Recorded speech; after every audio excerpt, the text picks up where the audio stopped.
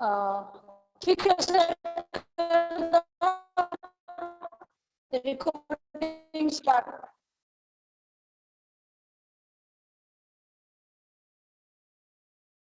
Good afternoon students. बेटा, हमारी चली हुई बाल महाभारत कथा, इसका आज हमने शुरू करना है। भूरिश्रवा जयद्रथ होगा आज के युद्ध में, इस 35 लेसन में। द्रोण जयद्रथ के लिए तो अर्जुन ने प्रतिज्ञा कर रखी है कि सूर्य अस्त होने से पहले मैं इसका वध करूंगा। तो देखिए पाठ में क्या है, किस प्रकार से इनका वध हुआ। उधर अर्जुन सिंधुराज जयद्रथ के साथ युद्ध कर रहा था और उसका वध करने के मौके की तलाश में था। इतने में भूरिश्रवा ने सात्यकी को ऊपर उठाया और जमीन पर जोर से दे पटका। कौरव सेना जोरों से कोलाहल कर उठी, सात्यकी मारा गया। अब पिछले पाठ में हमने पढ़ा था कि अर्जुन जयद्रथ को मारने के लिए जयद्रथ से भिड़ा हुआ है और जयद्रथ की रक्षा करने के लिए कौरवों के बहुत सारे योद्धा खड़े हैं और जयद्रथ का बचाव करना चाहते हैं। तो उधर जो अर्जुन है जयद्रथ का वध करने के मौके की तलाश में था। इतने में क्या हुआ, भूरिश्रवा ने सात्यकी को ऊपर उठाया और जमीन पर जोर से पटक दिया। यह देखकर कौरव सेना जोर से कोलाहल करने लगी कि सात्यकी मारा गया, सात्यकी मारा गया। अर्जुन ने देखा कि मैदान में मृत से पड़े सात्यकी को भूरिश्रवा घसीट रहा है। यह देखकर अर्जुन भारी असमंजस में पड़ गया। उसे कुछ नहीं सूझा कि क्या किया जाए। वह श्री कृष्ण से बोला, कृष्ण, भूरिश्रवा मुझसे लड़ नहीं रहा है, दूसरे के साथ लड़ने वाले पर कैसे बाण चलाऊं। अब अर्जुन ने भी देखा कि जो सात्यकी था उसको जमीन पर भूरिश्रवा ने पटक दिया और फिर उस सात्यकी को भूरिश्रवा घसीट कर लेकर जाता हुआ दिखाई दिया। यह जब अर्जुन ने देखा तो बड़ी ही असमंजसता में पड़ गया कि क्या किया जाए। उसने श्री कृष्ण से बोला, पूछा कि कृष्ण, भूरिश्रवा मुझसे तो युद्ध कर नहीं रहा है, लेकिन अब मैं इस भूरिश्रवा पर कैसे बाण चलाऊं। दूसरे के साथ ये युद्ध कर रहा है लेकिन उसके साथ नाइंसाफी कर रहा है, तो मैं इसके ऊपर किस प्रकार से बाण चलाऊं। अर्जुन इस प्रकार श्री कृष्ण से बातें कर ही रहा था कि इतने में जयद्रथ द्वारा छोड़े गए बाणों के समूह आकाश में छा गए। इस पर अर्जुन ने बातें करते करते ही जयद्रथ पर बाणों की बौछार जारी रखी। अर्जुन श्री कृष्ण से इसी प्रकार भूरिश्रवा के बारे में बातें कर ही रहे थे कि तभी क्या हुआ, जयद्रथ को मौका मिल गया और उसने इतने सारे बाण छोड़ दिए कि आकाश में बाणों के समूह जो हैं वे आकाश में छा गए। इस पर अर्जुन भी बात करते करते ही जयद्रथ पर बाणों की बौछार करने लगे। जारी तो थी, पहले भी बाण चला ही रहे थे और अभी भी वो बातें करते करते भी उन पर बाण चलाते रहे।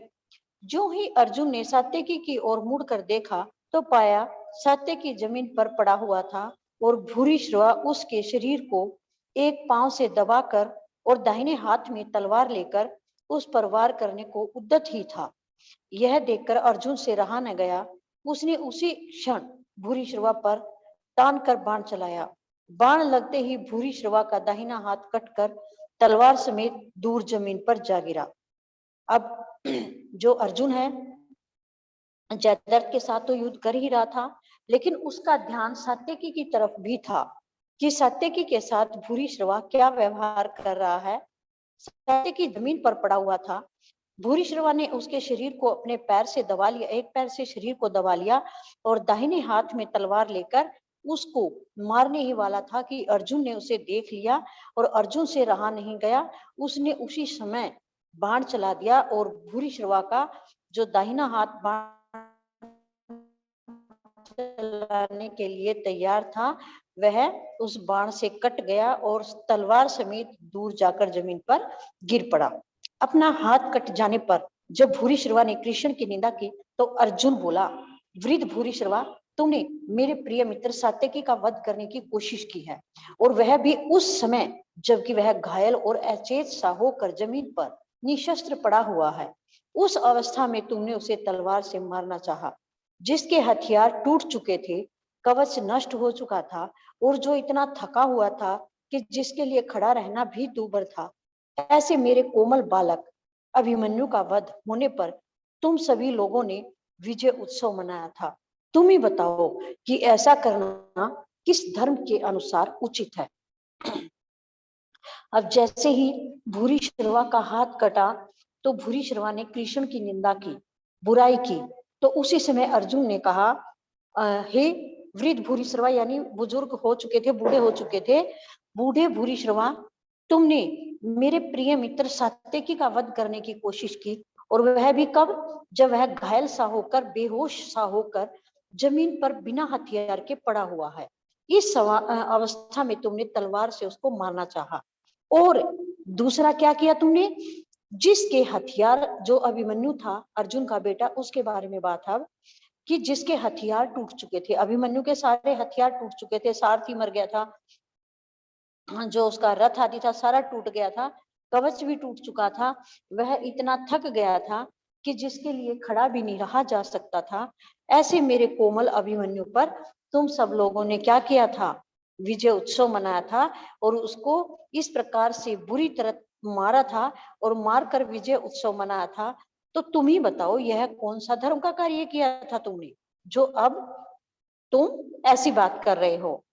अर्जुन के इस प्रकार मुंह तोड़ जवाब देने पर भूरिश्रवा युद्ध के मैदान में शरों को फैलाकर और आसन जमाकर बैठ गया। उसने वहीं आमरण अनशन शुरू कर दिया। यह सब देखकर अर्जुन बोला, वीरो, तुम सब मेरी प्रतिज्ञा जानते हो। मेरे बाणों की पहुंच तक अपने किसी भी मित्र या साथी का शत्रु के हाथों वध न होने देने का प्रण मैंने कर रखा है, इसलिए सात्यकी की रक्षा करना मेरा धर्म है। अर्जुन की ये बातें सुनकर भूरिश्रवा ने भी शांति से सिर नवाया और जमीन पर टेक दिया। इन बातों में कोई 2 घड़ी का समय बीत गया था। सब लोगों के मना करते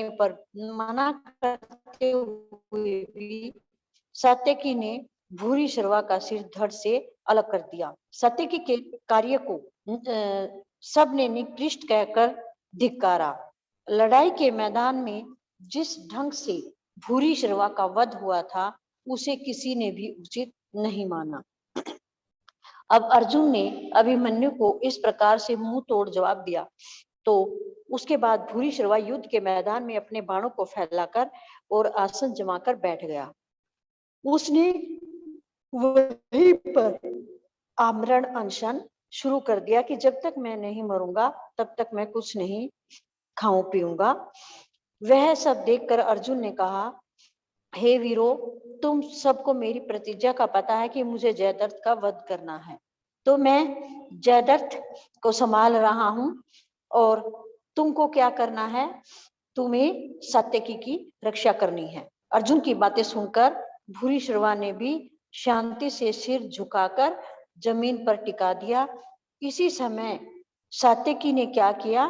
भूरिश्रवा का सिर जो है धड़ से अलग कर दिया। सब मना कर रहे थे, लेकिन फिर भी सात्यकी ने उसका सिर धड़ से अलग कर दिया। सात्यकी के इस कार्य को सबने गलत बताया, उसको धिक्कारा। लड़ाई के मैदान में जिस ढंग से भूरिश्रवा का युद्ध हुआ था, उसे किसी ने भी उचित नहीं बताया था। कौरव सेना को तितर बितर करता हुआ अर्जुन जयद्रथ के पास आखिर पहुंच ही गया। भूरिश्रवा का तो वध हो चुका, अब जयद्रथ के पास जो अर्जुन है वह पहुंच ही गया। परंतु जयद्रथ भी कोई साधारण वीर नहीं था, वह सुविख्यात योद्धा था। वह डटकर लड़ने लगा। उसे हराना अर्जुन के लिए भी सुगम न था। बड़ी देर तक युद्ध होता रहा। दोनों पक्षों के वीर सूर्य की ओर बार बार देखने लगे। धीरे धीरे पश्चिम में लालिमा छाने लगी। सूर्यास्त का समय भी नजदीक आने लगा, परंतु जयद्रथ और अर्जुन का युद्ध समाप्त होने के कोई लक्षण नजर नहीं आते थे। कौरव सेना को तितर बितर करके इधर उधर बिखेरते हुए अर्जुन जयद्रथ के पास पहुंच गया। परंतु जयद्रथ भी कोई साधारण वीर तो था नहीं, वह भी विश्वविख्यात योद्धा था। वह डट कर लड़ रहा था।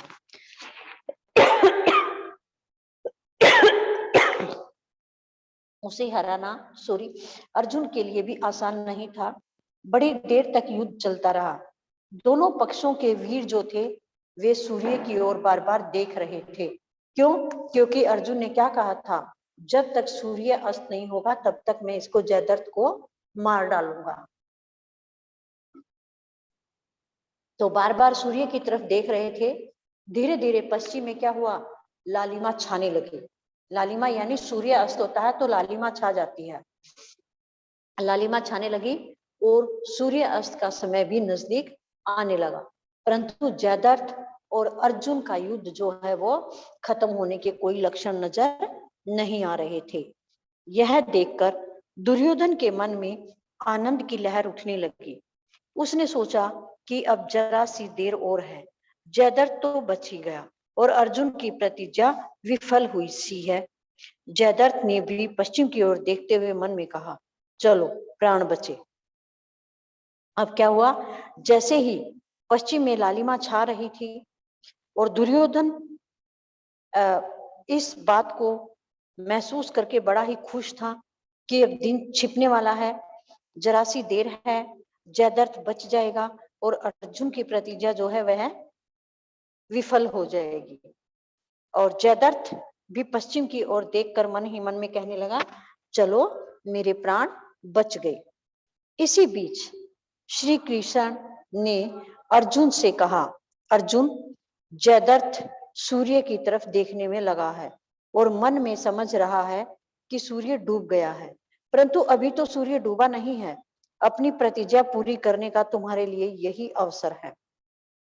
अब जैसे ही जयद्रथ सूर्य को देख रहा था तो श्री कृष्ण ने देखा और अर्जुन को कहा कि वह तो सूर्य को देखने में लगा हुआ है और अपने मन में सोच रहा है कि सूर्य डूब गया, लेकिन सूर्य डूबा नहीं है। तुम अपनी प्रतिज्ञा पूरी करो, तुम्हारे पास यही उचित अवसर है। श्री कृष्ण के ये वचन अर्जुन के कान में पड़े ही थे कि अर्जुन के गांडीव से एक तेज बाण छूटा और जयद्रथ के सिर को उड़ा ले गया। श्री कृष्ण ने समय पर ही एक चेतावनी अर्जुन को दे दी थी कि जयद्रथ के सिर को जमीन पर नहीं गिरने देना है। अर्जुन ने ऐसा ही किया। जयद्रथ के पिता राजा वृद्धक्षत्र अपने आश्रम में बैठे संध्या वंदन कर रहे थे कि इतने में जयद्रथ का सिर ध्यान मग्न राजा की गोद में जा गिरा। ध्यान समाप्त होने पर जब वृद्धक्षत्र की आंखें खुली और वह उठे तो जयद्रथ का सिर उनकी गोद से जमीन पर गिर पड़ा और उसी क्षण बूढ़े वृद्धक्षत्र के सिर के भी 100 टुकड़े हो गए। अब अर्जुन ने जैसे ही श्री कृष्ण ने अर्जुन को जैसे ही कहा कि यही तुम्हारे पास उचित अवसर है, सूर्य अभी डूबा नहीं है, तो उसी समय अर्जुन ने अपने गांडीव से धनुष से एक ऐसा तेज बाण छोड़ा कि जिससे जयद्रथ का सिर एक ही बार में कट गया, उड़ गया। और श्री कृष्ण ने अर्जुन को समझा रखा था कि जैसे ही इसका सिर काटो तो इसके सिर को कहीं जमीन पर मत गिरने देना। तो अर्जुन ने भी ऐसा ही किया। वह सिर, जयद्रथ का सिर कहाँ गिरा, इनके पिताजी, जयद्रथ के पिताजी वृद्धक्षत्र आश्रम में बैठ करके शाम के समय वंदना कर रहे थे, पूजा प्रार्थना कर रहे थे। तो इतने में क्या हुआ, जयद्रथ का सिर उनके पिताजी की गोद में जाकर गिरा। जो क्या थे, वे पूजा वंदना कर रहे थे, ध्यान मग्न थे। तो जब वृद्धक्षत्र की आंखें खुली तो उन्होंने देखा कि उनकी गोद में जयद्रथ का सिर उनकी गोद से जमीन पर लुढ़क गया। तो उसी समय क्या हुआ, जैसे जमीन पर जयद्रथ का सिर लुढ़का तो उनके पिता के सिर के कितने टुकड़े हो गए, 100 टुकड़े हो गए। जब युधिष्ठिर ने जान लिया कि अर्जुन के हाथों जयद्रथ का वध हो गया है, तो उन सब के आनंद की सीमा न रही। इसके बाद तो युधिष्ठिर दूने उत्साह के साथ सारी पांडव सेना को लेकर आचार्य द्रोण पर टूट पड़े। 14वें दिन का युद्ध केवल सूर्यास्त तक ही नहीं हुआ, बल्कि रात को भी होता रहा। घटोत्कच भीमसेन का हिडिंबा से उत्पन्न पुत्र था। कर्ण और घटोत्कच में उस रात बड़ा भयानक युद्ध हुआ। घटोत्कच ने कर्ण को भी इतनी पीड़ा पहुंचाई थी कि वह आपे में न रहा और इंद्र की दी हुई शक्ति का, जिसे उसने अर्जुन का वध करने के उद्देश्य से यत्न पूर्वक सुरक्षित रखा था, घटोत्कच पर प्रयोग कर दिया। इससे अर्जुन का संकट तो टल गया, परंतु भीमसेन का प्रिय पुत्र, प्रिय एवं वीर घटोत्कच मारा गया। पांडवों की दुख की सीमा न रही। इतने पर भी युद्ध बंद नहीं हुआ। द्रोणाचार्य ने धनुष से बाणों की तीव्र बौछार से पांडव सेना के असंख्य वीर कट कट कर गिरते जाते थे। अब युधिष्ठिर ने जब यह जान लिया कि जयद्रथ मारा गया, अर्जुन ने उसे मार दिया है, तो वे सब बहुत ही खुश हुए। इसके बाद उनके अंदर एक अलग ही जोश पैदा हो गया और सारी सेना को लेकर युधिष्ठिर आचार्य द्रोणाचार्य पर टूट पड़ा। 14वें दिन का युद्ध जो था, ये केवल सूर्य अस्त होने के समय तक ही नहीं हुआ, बल्कि रात को भी होता रहा। घटोत्कच कौन था? भीमसेन और हिडिंबा का पुत्र। तो घटोत्कच और कर्ण में भी बहुत ही भयानक युद्ध रात भर होता रहा। घटोत्कच ने कर्ण को बहुत ही पीड़ा पहुंचाई और जो कर्ण है वह भी आपे में न रह पाया और इंद्र ने उसको, कर्ण को एक शक्ति दे रखी थी, जिस शक्ति को कर्ण ने अर्जुन के लिए सुरक्षित रख रखा था कि इसको अर्जुन पर चलाऊंगा, अर्जुन का वध करूंगा इससे। लेकिन वह इतना मजबूर हो गया कि इसके घटोत्कच के साथ युद्ध करने में कि उसे उस शक्ति का प्रयोग घटोत्कच पर करना पड़ा, जिससे अर्जुन का संकट तो टल गया, लेकिन इनका पांडवों का पुत्र यानी भीमसेन का प्रिय पुत्र घटोत्कच मारा गया, जिससे पांडव बहुत ही दुखी हुए। फिर भी युद्ध बंद नहीं हुआ।